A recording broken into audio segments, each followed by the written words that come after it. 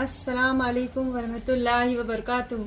Dear students, आज हम पढ़ेंगे जनरल साइंस 7वीं जमात और सबक 1।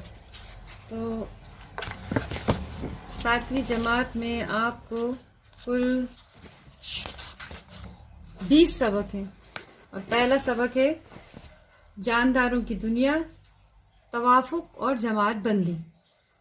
जानदारों की दुनिया, जानदार जो लफ्ज़ है उससे आपके समझ में आ जाता है कि इसमें जान और दार ये दो लफ्ज़ों से मिलकर बना है, और जिसमें जान होती है ऐसे ही जो अशिया है उनको हम जानदार कहते हैं। इनकी दुनिया के बारे में हमें इस सबक में पढ़ना है, किस तरह की ये दुनिया है। दुनिया में हमें तरह तरह के जानदार नज़र आते हैं, नबातात हैं, हैवानात हैं, खुर्दबीनी जानदार हैं, और इनकी तवाफुक मतलब ये किस तरह से अपने माहौल में अपने आप को एडजस्ट करते हैं।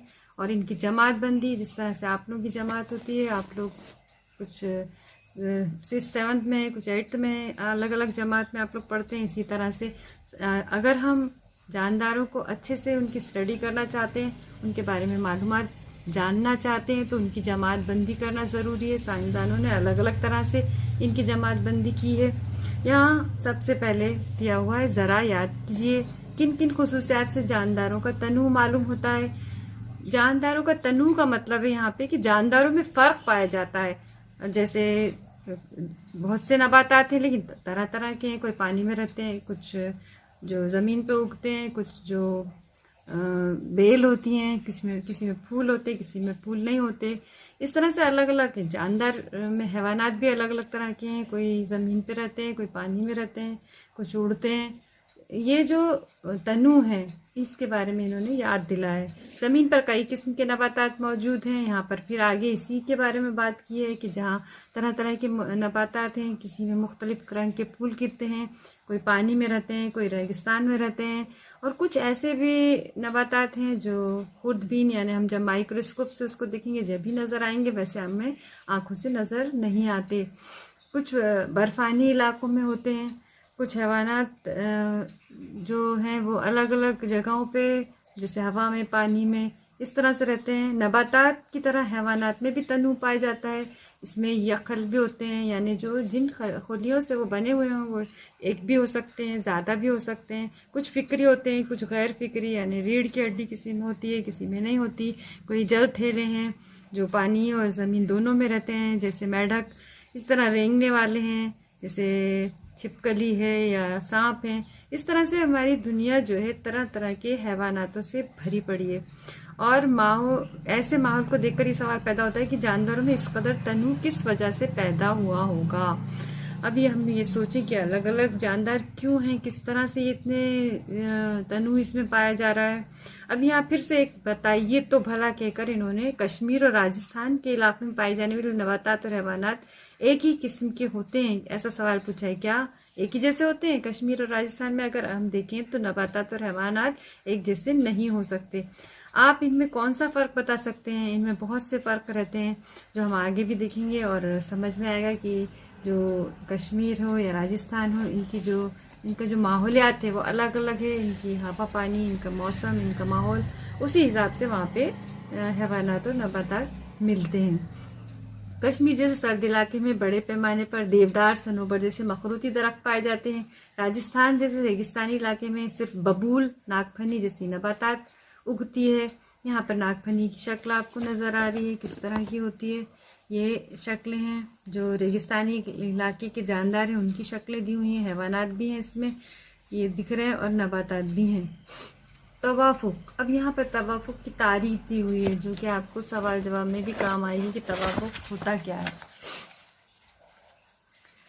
हर जानदार जिस माहौल में रहता है उससे मुताबिकत कायम करने के लिए उसके जिस्मानी आज़ा और जिंदा रहने के तरीके में वक्त के साथ साथ होने वाली तब्दीली को तवाफुक कहते हैं।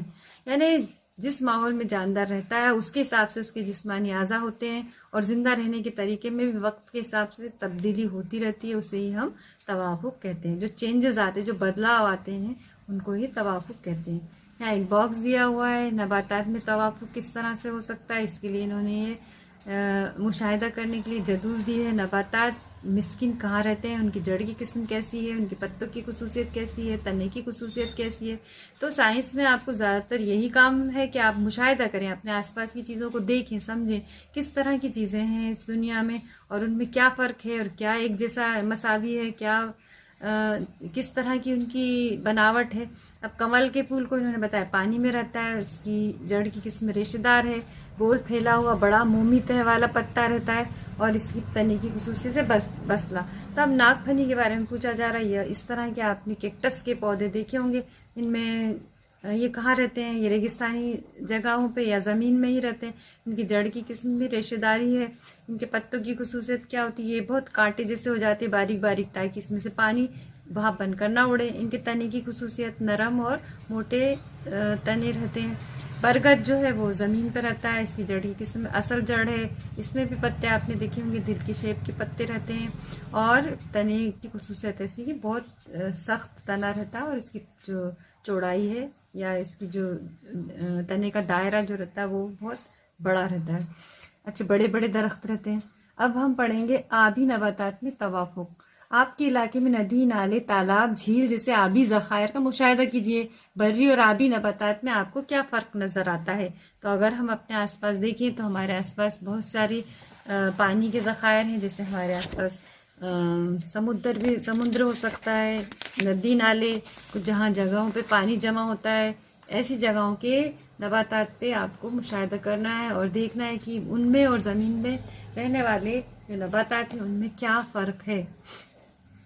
आबी ज़खायर में पाए जाने वाले नबातात में चंद नबातात की जड़ें तह नशीन मिट्टी में मजबूती से गड़ी हुई होती हैं, यानी रहते तो पानी में हैं लेकिन पानी के नीचे की जो तह है जिसमें ज़मीन में मिट्टी भी है उससे उनकी जड़ें गड़ी हुई रहती हैं। इनके तने पानी में डूबे हुए होते हैं जबकि पत्ते और फूल पानी पर तैरते रहते हैं। कुछ नबातात जड़ों के साथ पानी पर तैरती हैं, कुछ ऐसी भी होती हैं जिनकी जड़ें ज़मीन से जुड़ी हुई नहीं रहती, वो पानी में ही जड़ें भी रहती हैं और उसी में पूरा उसका पौधा रहता है। पानी की तह में देखने पर वहाँ भी कुछ नबातात नजर आती हैं। कमल, आबी संबल जैसी नबातात के डंठल नरम, खोखले और लचकदार होते हैं।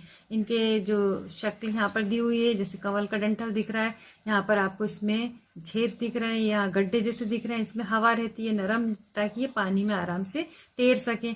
ये जो पत्ते रहते हैं चौड़े चौड़े फैले हुए, ताकि फैले रहते हैं पानी की सतह पर, और इसका जो तह है वो मोमी रहती है जिसकी वजह से पानी इसके अंदर नहीं जाता। कमल के फूल यहाँ नजर आ रहे हैं और पत्ते भी जो पानी के ऊपर तैरते हुए दिख रहे हैं। अक्सर आबी नबातात के पत्तों और तनों पर पतली मोमी तह पाई जाती है। कुछ नबातात के पत्ते कम चौड़े फीते जैसे पतले होते हैं, इसलिए ये नबातात पानी के तेज बहाव को बर्दाश्त कर सकते हैं। पत्तों के डंठल और तनों में पाए जाने वाले हवा के खाने इन नबातात को तैरने में मदद कर सकते हैं। तो ये तवाफुक होता है इनमें कि इसकी वजह जो मोमी तह है, जो इसमें हवा के लिए मौजूद गड्ढे हैं जिसमें हवा भरी रहती है, ये जो इनके तवाफुक हैं इसकी वजह से ये पानी में अच्छे से अपनी ज़िंदगी बिता देते हैं, अच्छे से रहते हैं। और उनको तवाफुक होने की वजह से वो अपने वहाँ पे मरते नहीं हैं, वो बढ़ते हैं, फैलते हैं, फूल देते हैं, फल देते हैं और अपनी नस्ल भी आगे बढ़ाते हैं। आइए गौर करें, यहाँ पर कुछ सवाल दिए हैं और इन सवालों के जवाब भी जो अब हम बार बार बातें कर रहे थे उनमें ही मिल जाते हैं कि अरबी और कमल के पत्तों की सतह से पानी क्यों फिसल जाता है, क्योंकि मोमी तह चढ़ी हुई रहती है। इन नबातात के पत्ते पानी में क्यों नहीं सड़ते, यही वजह है क्योंकि इसमें अंदर पानी में वो पानी उन मोमी तह की वजह से अंदर की तरफ जाता ही नहीं है। इन नबातात की जड़ें छोटी और रेशेदार क्यों होती हैं, ताकि वो पानी में तैर सके। अब हम पढ़ेंगे रेगिस्तानी इलाकों की नबातात में तवाफुक। रेगिस्तानी इलाके पानी इलाके वाले इलाके से बिल्कुल अलग रहते हैं। गर्म मौसम रहता है, वहाँ पानी की कमी रहती है, वहाँ के नबातात को बहुत कम पानी मिलता है और धूप बहुत तेज़ मिलती है। अगर उनके जिस्म से पानी वहाँ बनकर उड़ जाए तो वो मर सकते हैं, तो उस हिसाब से इनमें तवाफुक रहता है। एक नागफनी और ज़्यादा पत्तों वाला पौधा अलग अलग गमलों में लीजिए। दोनों गमलों के पौधों के पत्तों की तरफ एक प्लास्टिक की थैलियाँ एक इन्होंने अमल करने को कहा गया है कि इस तरह का एक पौधा कैक्टस का लीजिए और एक दूसरा सादा पौधा पत्तों वाला लीजिए। दोनों के ऊपर प्लास्टिक की थैली बांधें उनके पत्तों के ऊपर और दिन भर धूप में रखें। उसके बाद उसका जब आप मुशाहिदा करेंगे तो दोनों थैलियों में पानी की कुछ मिकदार नज़र आएगी, लेकिन दोनों थैलियों में पानी की मिकदार मसावी नज़र आती है नहीं, दोनों में मसावी नज़र नहीं आएगी।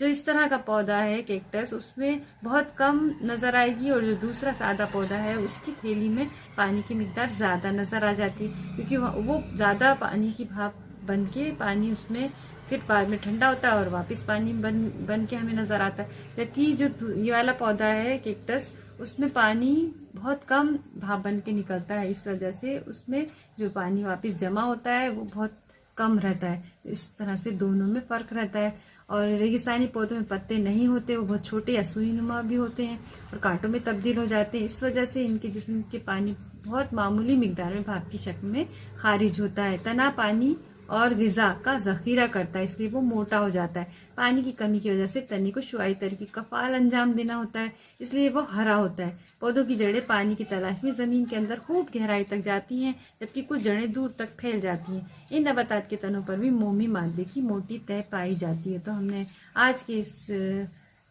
पार्ट में हमने दो चीज़ें पढ़ी, एक तो रेगिस्तानी इलाकों के नबातात में तवाफ़ुक़ और एक आबी इलाकों में नबातात में क्या तवाफ़ुक़ होता है।